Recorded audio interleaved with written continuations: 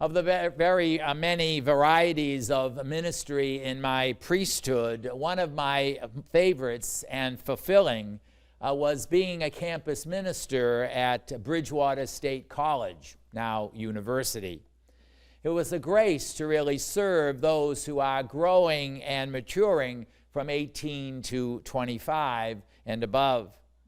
And even though I was in my early 40s, I marveled how that every issue of a student's life was a crisis. Everything that happened was so important.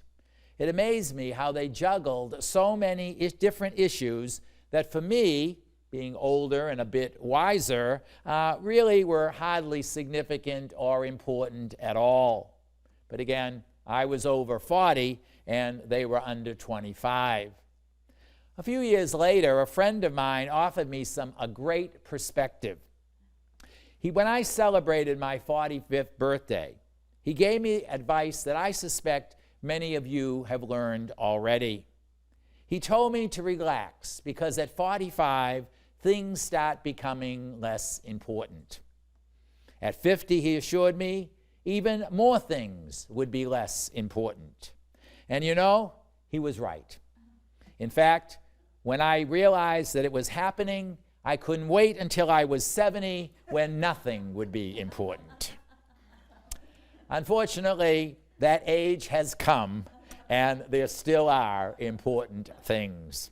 And yet, with age comes another wonderful gift, being free to center and decide what actually is important.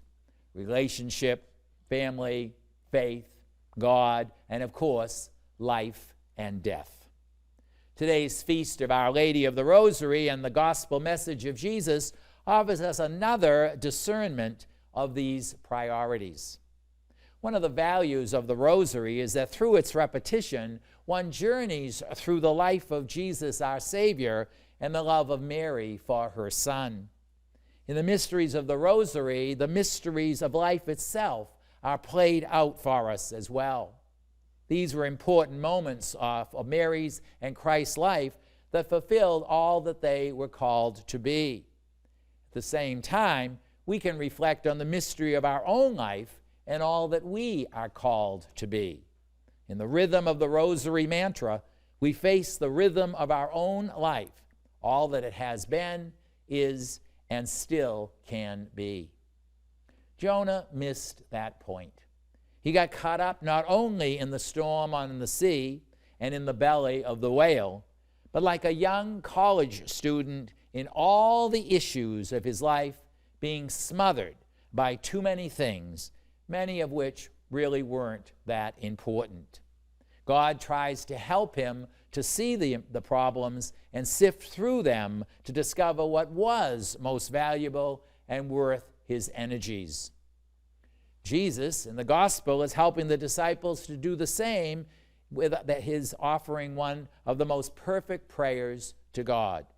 One that in a few short phrases separates essentials from externals, the divine from the mundane, and the important from the superficial. Letting go of some things that are not that important may start at 45, but the real gift is grabbing onto the marvelous rhythm of life, not only through the mysteries of the Rosary that draws us closer to Christ and to Mary, but also to the mystery of our own life: birth, baptism, Christ, experience, relationship, faith, love, death, hope, and resurrection. We are truly blessed. In those mysteries, in the mind of God, we discover that we are important.